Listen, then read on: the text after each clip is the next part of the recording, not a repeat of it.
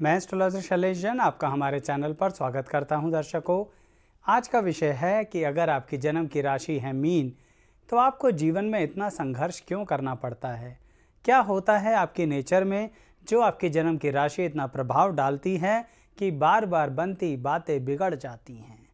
दर्शकों, शुरुआत करते हैं सबसे पहले मीन राशि वालों के एक ऐसे नज़रिए से जिसके कारणवश वह सही मायने में ऐसा सोचते हैं कि आप कहीं ना कहीं सबके साथ मिलकर चल सकते हैं। इसका मतलब ये रहा कि कई बार लोग कहेंगे कि आचार्य जी क्या मीन राशि वाले ग्रुप बिहेवियर में नहीं चल सकते। नहीं, ये बिल्कुल गलत मतलब है। सही मतलब ये है कि मीन राशि वाले तो अपनी तरफ से बहुत ज़्यादा ग्रुप के अनुसार चल लेते हैं, लेकिन ग्रुप उनके अनुसार नहीं चलता। इसलिए मैंने बोला कि कहीं ना कहीं हम जो सोचते हैं कि वो सबके साथ मिलकर चल सकते हैं, उसकी वजह अन्य लोग होते हैं। क्यों? क्योंकि मीन राशि वाले ग्रुप के अंदर कोई कमियां नहीं निकालते हैं। यानी अगर आप किसी ग्रुप में हैं और आपको उसमें लगता है कि वह लोग कुछ गलत कर रहे हैं, सही दिशा में नहीं जा रहे हैं, तो भी वह मीन राशि वाले साथ देते ही रहते हैं, उस काम में लगे ही रहते हैं, अपनी एनर्जी देते ही रहते हैं। अब इस वजह से जब सही में ग्रुप का एनालिसिस किया जाता है तो उसमें मीन राशि वालों को सबसे ज़्यादा गलत पाया जाता है। क्यों? क्योंकि आपने उंगलियां नहीं उठाई। एक तरीके से देखें तो व्यवहार बहुत अच्छा है, व्यक्तित्व बहुत अच्छा है, लेकिन अल्टीमेट रिजल्ट फिर अच्छा नहीं रहा। कहने का मतलब, अगर आप अपने ही ग्रुप की कमियां अपने ग्रुप के व्यक्तियों को नहीं बता रहे हैं तो फिर वह उसे सही कैसे करेंगे। कहने का तात्पर्य यह है कि जैसा आप स्वयं को मानते हैं वैसे ही अपने हर प्रत्येक सदस्य को मानते हैं जो आपके साथ जुड़ के जीवन में आगे बढ़ रहा है। आपको लगता है जैसे आपकी नेचर है ऐसी सबकी नेचर है। ऐसा तो नहीं होता ना मीन राशि वालों।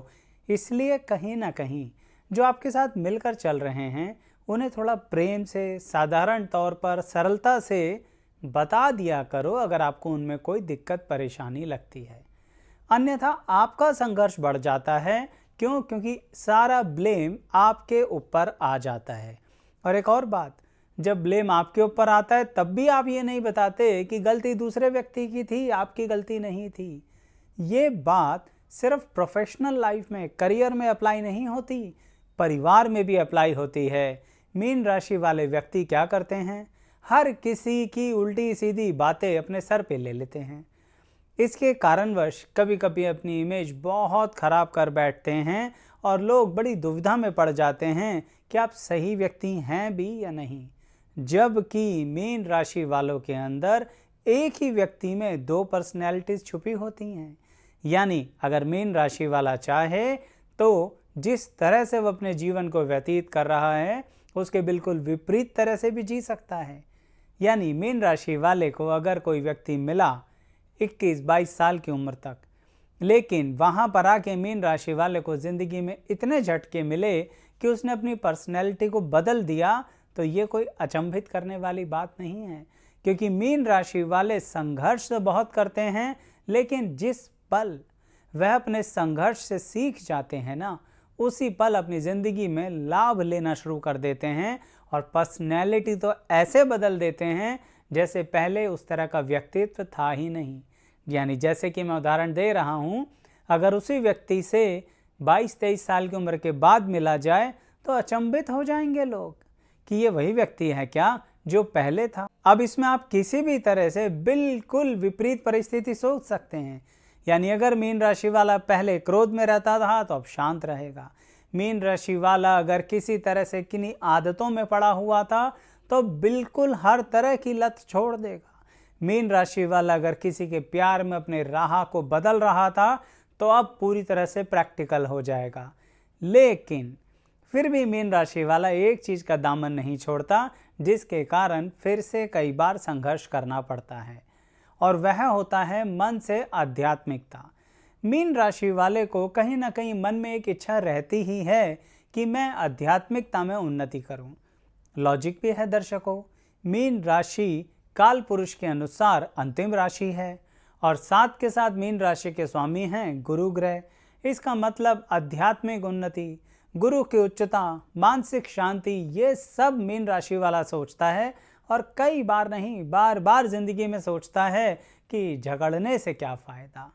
आमतौर पर बात निकल जाए तो अच्छा है, प्यार से बात बन जाए तो अच्छा है।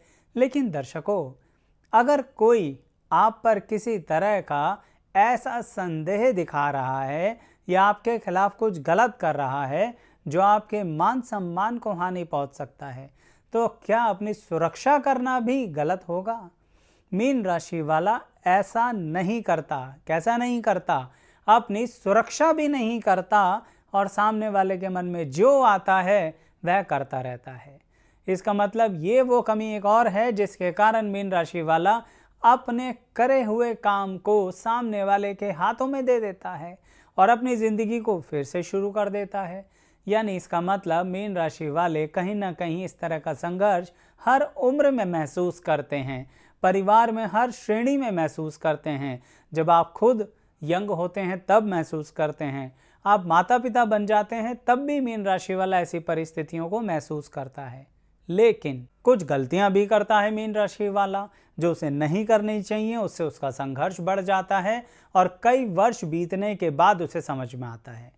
कभी कभी मीन राशि वालों के साथ क्या होता है, किसी बात को बड़ी जिद के साथ पकड़ लेते हैं।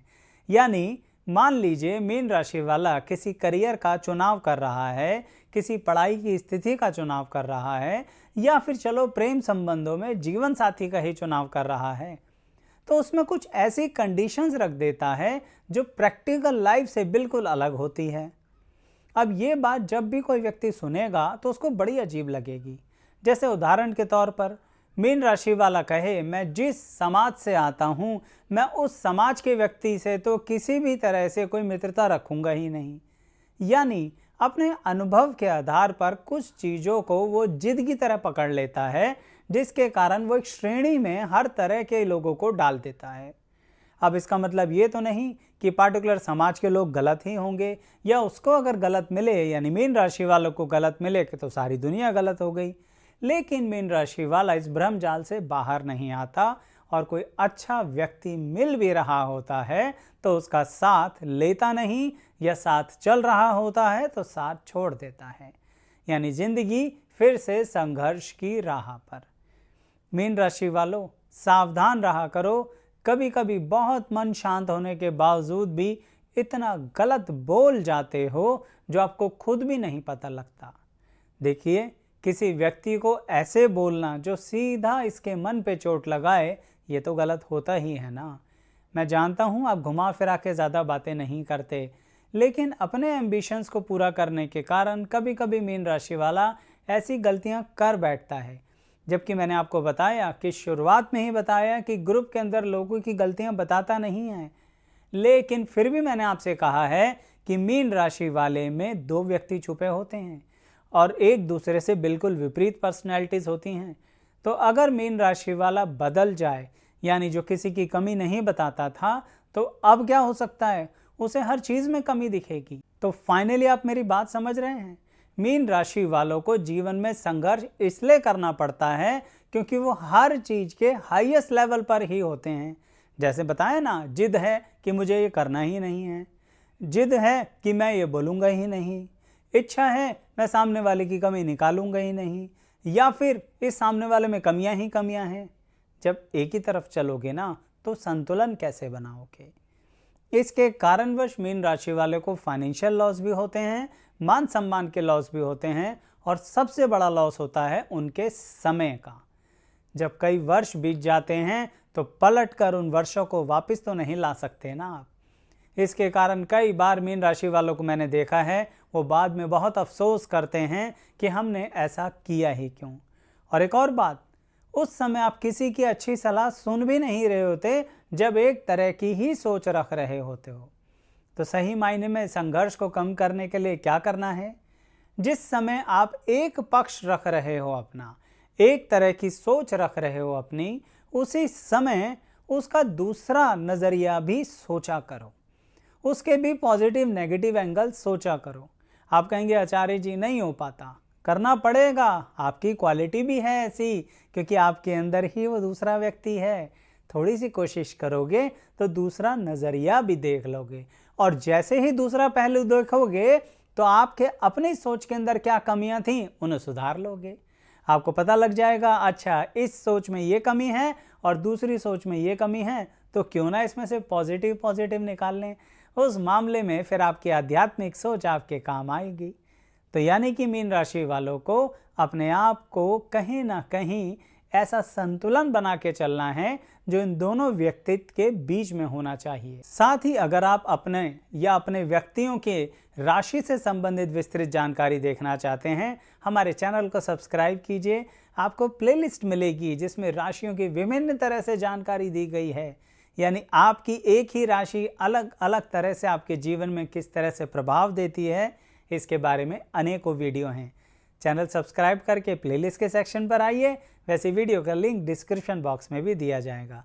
जो भी वीडियो पसंद आए उसे लाइक कीजिएगा और कमेंट करके ज़रूर बताइएगा कि आखिर आपको कैसी लगी। अभी एक बात और बताने जा रहा हूँ मीन राशि वालों की, उसके बाद ही वाणी को विराम दूंगा, और वह है मीन राशि वालों के प्रेम संबंधों से रिलेटेड। यानी कि मीन राशि वाले जब किसी के साथ प्रेम संबंध में आते हैं तो उस समय बड़ी ही अतिशयोक्ति होती है, यानी कि उसमें भी बड़ी एक्सट्रीम लेवल की परिस्थिति होती है जो उनके स्वयं के लिए बड़ा हानिकारक होती है। मीन राशि वाला क्या करता है, या तो बहुत शांत रहता है, या फिर सामने वाला व्यक्ति अगर मीन राशि वाले की कमियां निकाल के सामाजिक रूप से बोले, जो मैं जानता हूं बड़ा ही अपमानित होता है, तो कई बार मीन राशि वाला अपना कंट्रोल खो बैठता है। यानी वो जो शांत था ना, वह अशांत होकर सामने वाले को भी हानि पहुंचा सकता है और स्वयं को भी। ये सुनने में जितना अजीब लग रहा है, ऐसा कई लोगों ने अपने जीवन में अनुभव किया होगा और बाद में रिग्रेट भी किया होगा, यानी दुखी भी हुए होंगे कि क्यों, कहाँ से इतना क्रोध आ गया हमारे अंदर, हम तो बड़े शांत रहा करते थे। ये वही क्रोध है जो अंदर ही था। इसीलिए दर्शकों, मैंने बार बार कहा है, अंततः फिर कहूँगा, आपको प्रेम और क्रोध में भी संतुलन करना है, चरित्रहीन और चरित्रवान होने में भी संतुलन करना है। कई बार पाप पुण्य के बीच में ऐसे फंस जाते हो कि जिंदगी की राह ही भूल जाते हो। ये सब बातें जो बता रहा हूँ, सब आपके जीवन में संघर्ष को बढ़ाती हैं, क्योंकि संघर्ष एक ही तरह का नहीं होता। अक्सर लोग सोचते हैं सिर्फ धन का संघर्ष ही संघर्ष है। दर्शकों, तन का भी और मन का भी, और मन का तो सबसे अधिक संघर्ष ऐसा होता है जिसकी कोई राह नहीं मिलती और वो रोग के रूप में आपको परेशान करता है। तो इसलिए मीन राशि वालों, बात थोड़ी सी अलग है, डिफरेंट है, पर आप ही समझ सकते हैं। तो कमेंट बॉक्स में ज़रूर बताइएगा कि आपको मेरी बातें समझ में आई, क्योंकि मीन राशि है, इसका मतलब कभी इधर कभी उधर। तो आप किधर हैं बता दीजिएगा। पसंद आया तो लाइक शेयर सब्सक्राइब भी कीजिएगा। अंत तक बने रहने के लिए बहुत बहुत धन्यवाद।